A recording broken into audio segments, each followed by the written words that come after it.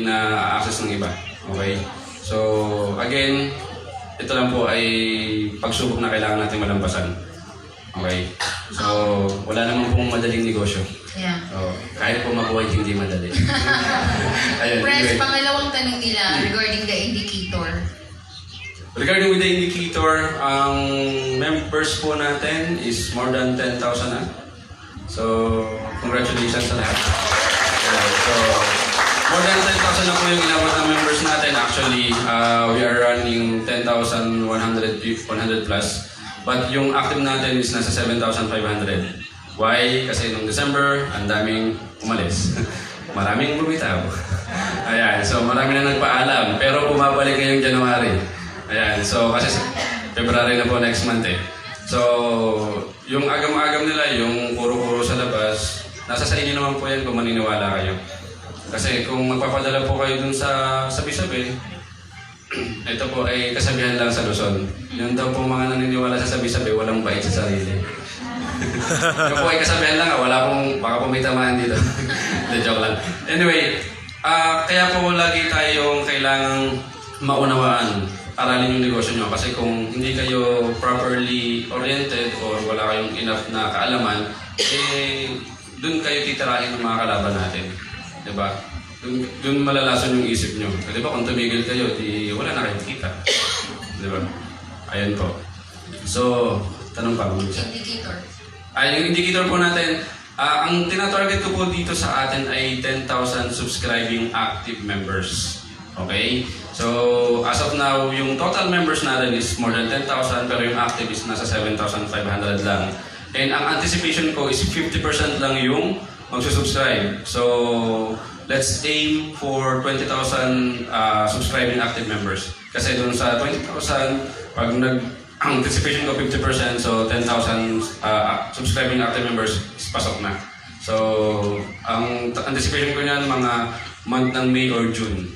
Kasi nga, we are facing challenges as of now, so kailangan lang natin malampasan. So, naniniwala naman ako after this, mas mabilis na yung ibang projects natin. Mga clients. So after that, after the indicator, we will be launching our token. So I am looking it by November or December. So that's natin tokens. Press, my concern regarding tokens natin is nakikita na nila sa Binance. Available na po. And pwede na ba silang bumili daw doon? No. Bawal. Kasi hindi pa po tayo nasa ganong stage. So, ang maganda lang po, in preparation, nakikita nyo, at least nakikita nyo na talaga meron tayong token. Hindi pa naman tayo dumarating sa point na nandun sa token, pero nandun na.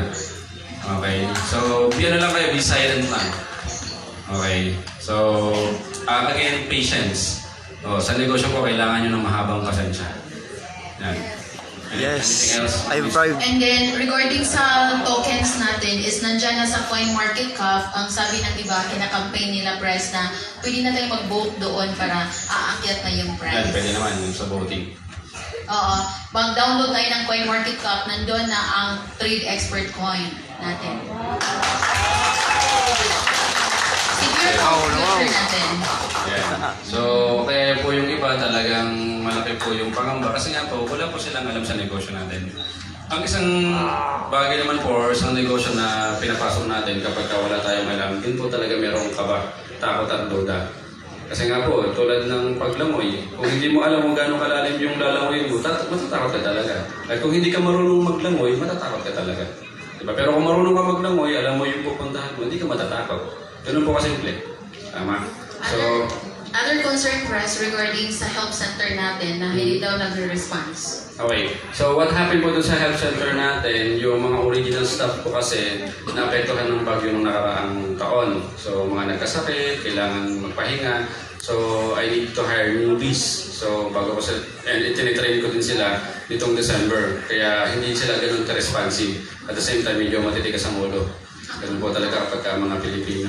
Mag-voluntaryo daw kami press. Pero ano po, going back na yung mga original stuff ko. So rest assured na by matapos na ito sa Japan, gusto ko lang i-polish itong sa January natin, then February, smooth na po yung lahat. So lahat ng ito mas Ano, may iba pang question dyan? Ang tanong lang daw kasi bakit na iba yung sa trading boot history? Ano? Yung sa trading Yes, monitor. okay. Yung nag-monitor. Yes! Ano po, nililipat ko lang po ng trading software natin. So, tinitingnan ko lang talaga kung nagmo-monitor kayo. Everything po, nag-monitor kami. Ayan, so, iniiwasan ko lang pong pag-iitan tayo ng mga kalaban natin. So, mas mababang value na nakikita nila doon is mas safe tayo. Okay? Nandito lang po sa cellphone ko, huwag kayong magkano. Napakita ko na po doon sa mga tao kanina. Pakita ko nga dito sa isa sa harap. Sino yung bago dito? Dito sa harap. Si Madam. Wait, sir. Kay Madam mo papakita. Kasi yung nakita mo, magkano? Pasahin nila. Educational nga allowance. Kaya ka sa 50,000, 10,000 rin ako. Billion, Try what? na paano ano sa GC na. Okay na po yun. Dollar yun. Ayan. Alam naman kayo dyan.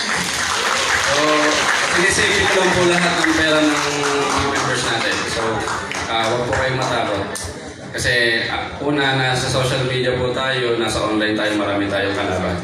So, yun po, ginagawa ko yun para din sa safety ng lahat.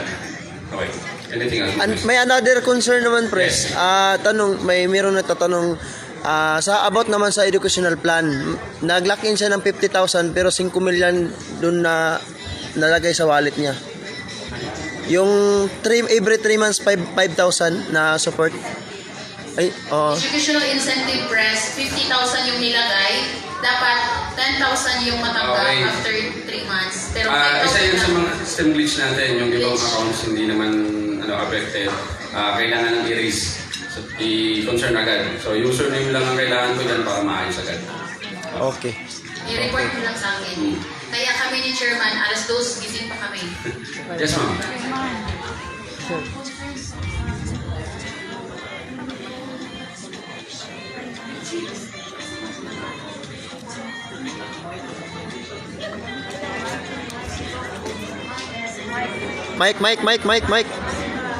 Mike.